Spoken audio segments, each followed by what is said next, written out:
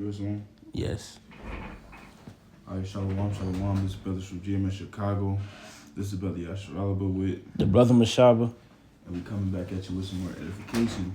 But the first thing we want to do is give all honor and glory to Yeah, how Bahashim, Shai Bahashim Kakwadash.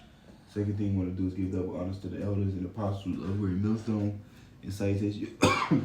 Brothers pushing this word with truth, sincerity, with charity.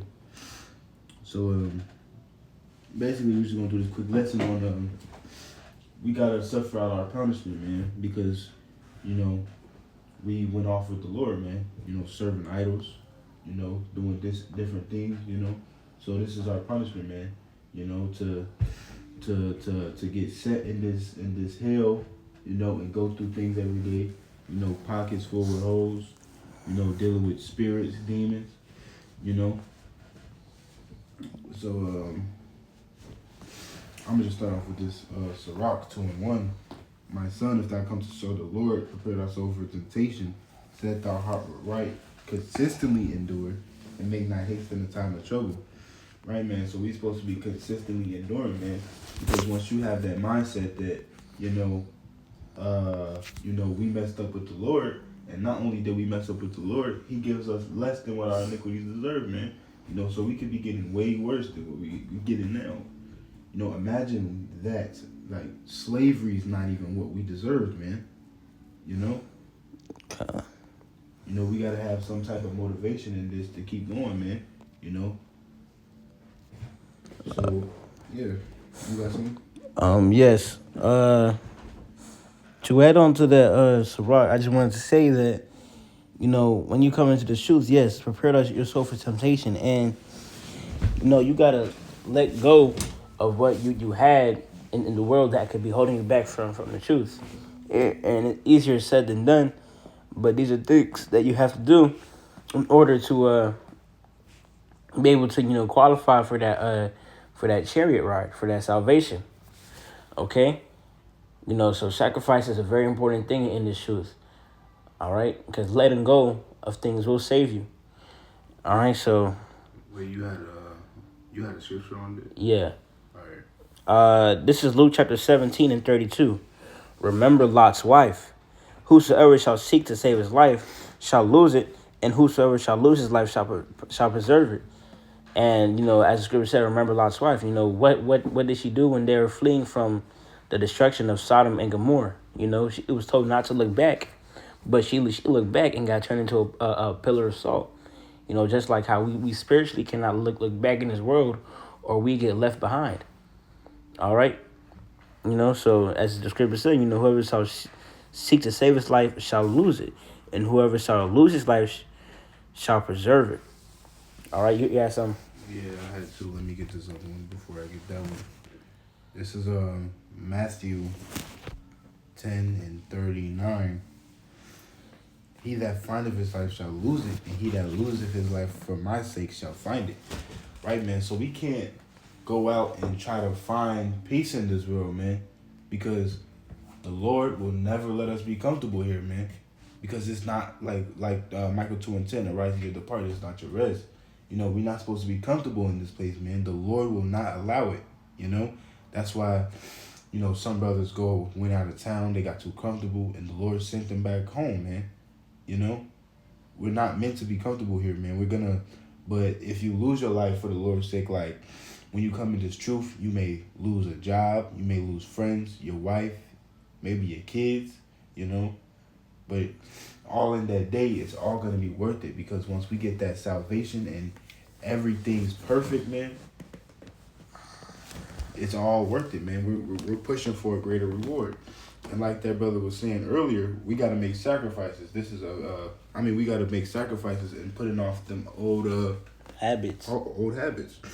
This is Ephesians 4:22, that ye put off concerning the former conversations, the old man, which is corrupt according to the deceitful lust. Right, man? So we got to put off that old man, them old bad habits, Some people really finna get their soul destroyed over a piece of meat, man, because they can't put down the pork, God.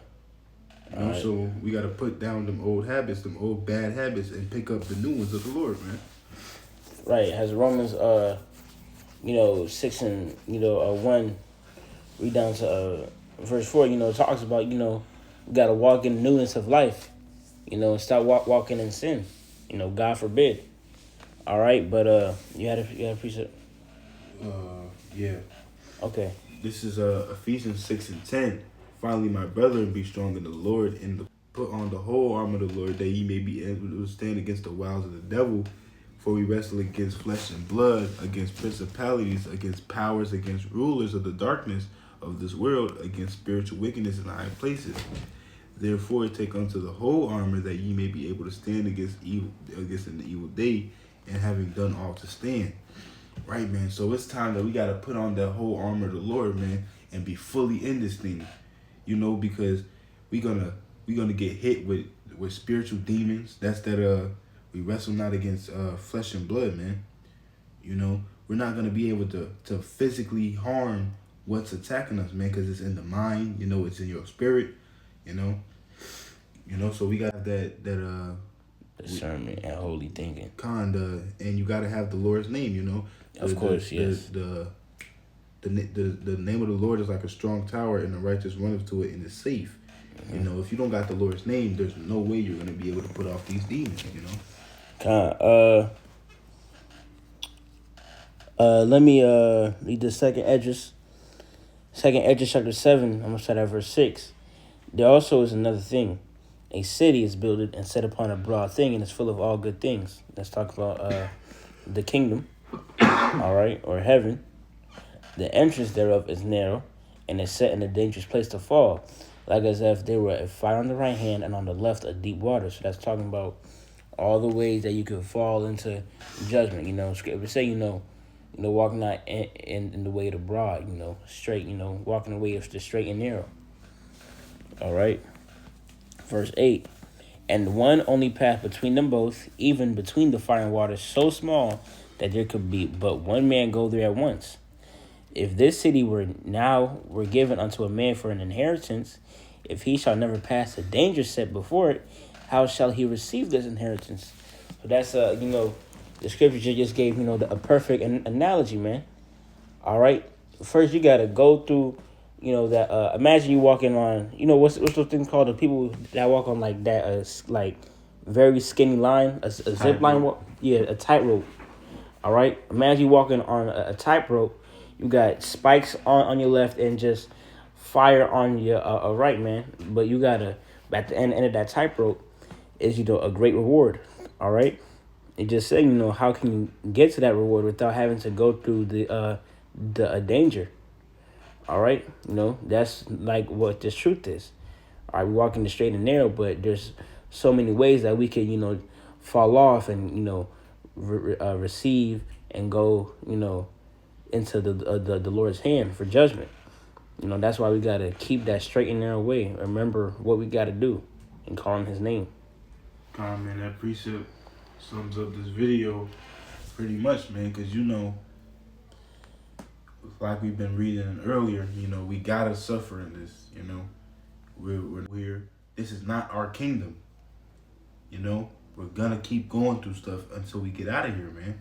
You people want like that Christianity, man. They want all is good right now and when the Lord comes back. Mm-hmm. No, man. You people like to think the Lord owes you something. The Lord don't owe you salvation. We messed up with Him. The Lord can kill us all right now and build up a new whole universe, whatever He want to do. Man. But He chose us to do this work. So you best believe I'm gonna do it, and I'm gonna do it with happiness. Whether I'm getting my toes cut off for His name, or whether I'm getting my fingers cut off, or whether I'm getting my head chopped off. I'm gonna do this work in His name to the fullest extent, man. Because this could be way worse, man. We could be in a way worse predicament, You could just be in the world. God. All right. I think you had one more verse in there. Yeah, verse 2 Esdras 7 and 10. And I said, It is so, Lord. Then he can pick that up. Then said he unto me, even so also is Israel's portion. So yeah, so that's what we got to go through. Did you read that Acts 14 and 22? Okay, can I read it real quick? No. Acts 14 and 22. Confirming the souls of the disciples and exhorting them to continue in the faith, and that we must, through much tribulation, enter into the kingdom of Yahweh. So, yeah, man, through much tribulation. So that just means you gotta go through it. Let me try to find that in the yeah. I just want to see what it says. All right. Acts 14 and 22 in the NLT, where they strengthen the believers, they encourage them to continue in the faith, reminding them that we must suffer many hardships to enter enter the kingdom of Yahweh. So plain and simple, you got to go through it to get to it. All right, that's all there is. 1 + 1 = 2. All right.